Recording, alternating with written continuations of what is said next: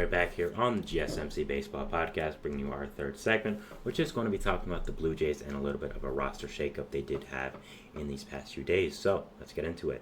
So what happened with the Blue Jays was they called up one of their top prospects, Orelvis Martinez, put Bo Bichette on the injured list with the groin strain, and then also DFA'd slugger Daniel Vogelbach. So I'll just be talking about these moves, a little bit of a Blue Jays outlook, and how these do affect them. So yeah, first off, let's go to Orelvis Martinez of the Blue Jays, an infielder prospect for the Jays, 68th ranked prospect in all of MLB according to MLB Pipeline. 22-year-old, again, infielder, 5'11", 200. Nice frame for an infielder. His stats this year are pretty good at AAA, 856 OPS in 63 games. He's played the whole year there. You look at his scouting report, he's mainly a power bat, honestly, as an infielder. Is a guy who has really good power, has a pretty good arm, isn't the greatest fielder, but is decent and get the job done, isn't bad out there. Still hits for contact pretty well, but mainly is a power arm guy. Doesn't have the best speed, but again, just a little bit of a power infielder. I'd say he's probably a guy that can hit 25 to 30 home runs. Maybe a little bit, kind of like a Joey Gallo, I'd say. Not in the way of he's never going to hit a single, but he's more of a power than contact guy. And I kind of compare it to that way, but is not in the level of Joey Gallo where he's hitting 170 and will hit 35 home runs still. So I don't know if that made sense, but hopefully it did. But yeah, just a little bit of a scouting report for Martinez.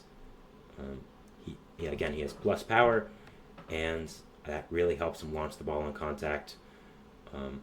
Blue Jays coaches apparently think that he's tried to search for power too much, trying to yank balls down the line, and so there are a little bit of question marks about that. But going up to the big leagues now with these coaches, I think that overall it should really help him out a lot.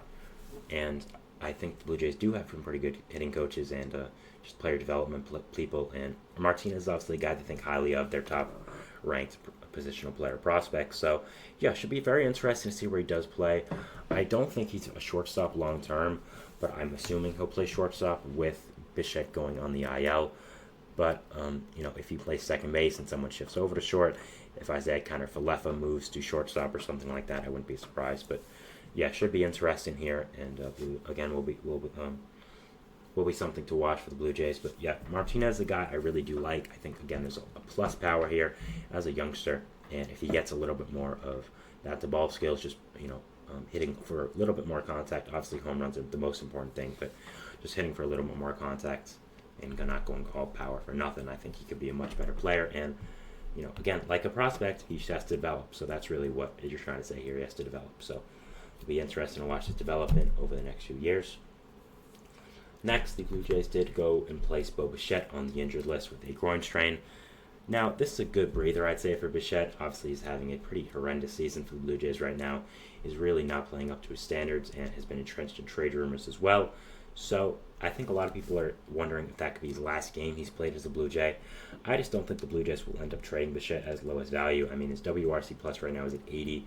Not like he defends well either, so it just doesn't make a lot of organizational sense for me for the Blue Jays to trade a player who's been so good in the past when his value is absolutely at the lowest. So, yeah, overall, that should be very interesting to see what does happen with Bo. But I think overall, still, he's a good player, and I don't think he should be traded. But I think it's a nice breather for him. Again, obviously you don't want to go on the IL ever, but right now, again, I think Bichette needs a little bit of a breather, just time away from baseball, and being able to get that now with being on the injured list, I think, is good for him.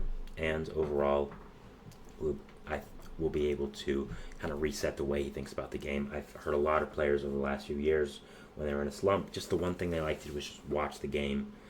It slows everything down for them, puts everything in perspective. And I think when a struggling player who used to be a star like Bichette is playing like this, I think that it's not the worst thing in the world to put him on the IL for a few weeks or so and see what happens there. But yeah, we'll be very interested to monitor Bichette's future, not only over the rest of this year, but in the offseason and going into next year as well. He only got 1.5 years left, and yeah, I think overall he's going to be something that is a topic of discussion for not just Blue Jays fans, but for baseball fans all around for the next few years. The Blue Jays also DFA'd Daniel Vogelbach, who of course was a bench bat for them, a platoon bat against righties, I'd say.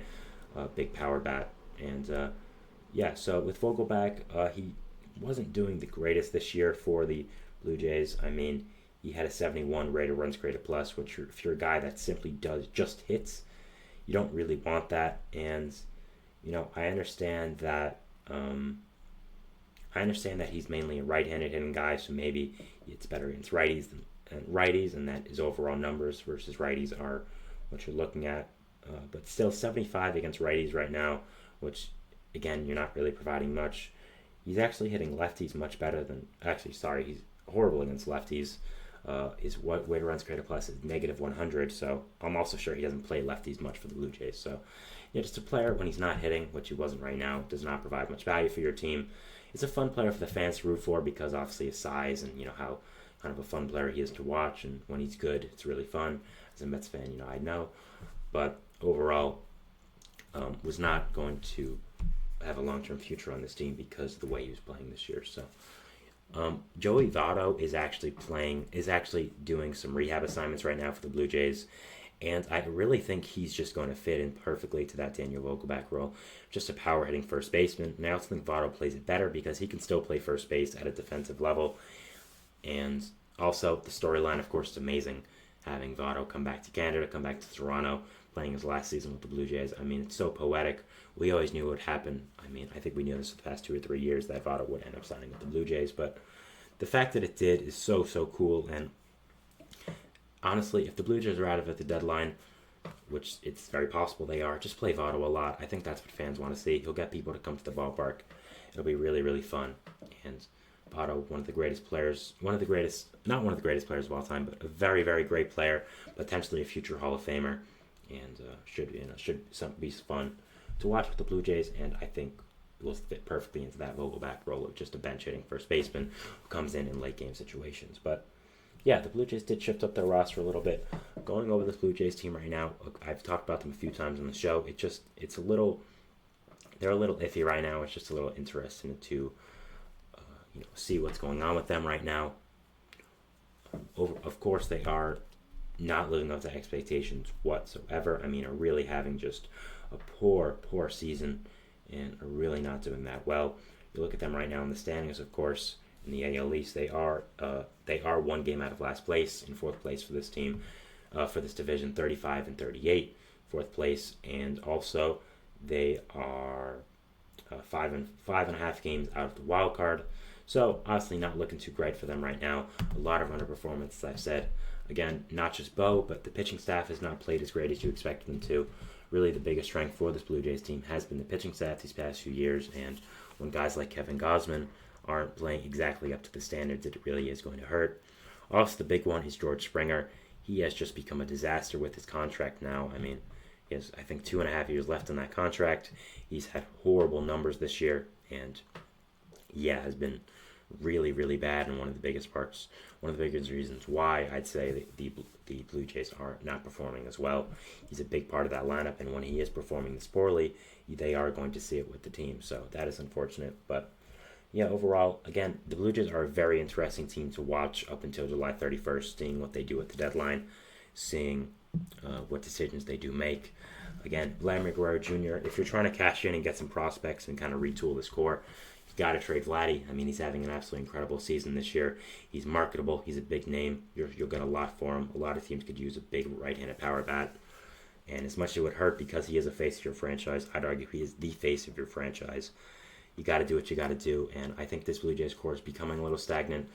You really lack that big name star, which is why I think they went out to get Juan Soto, went out to get Shohei Ohtani, and of course were unsuccessful on both bids. So I'd say either you have to make a big splash to get a superstar at the deadline or in the offseason, which you aren't able to get at the deadline. There's really no one available like that. Luis Robert's an amazing player, but he's not a franchise tailored player.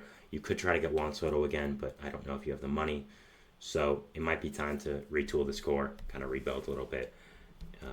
Ricky Tiedemann should come up soon with the Jays, which should bring some life to them. Really good pitching prospect, but overall, it'll be very interesting to watch the team this year. And again, seeing what decisions they do make up until July 31st. And hey, maybe they turn it around.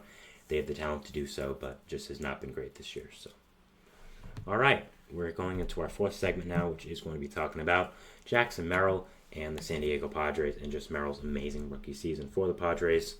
Yeah, he's had a really fantastic year for them, really amazing rookie year, and I think he's gone a little bit under the radar with everyone else in the league right now. So yeah, we'll be talking about that and talking about him, and we'll see you after the break. So thanks and bye.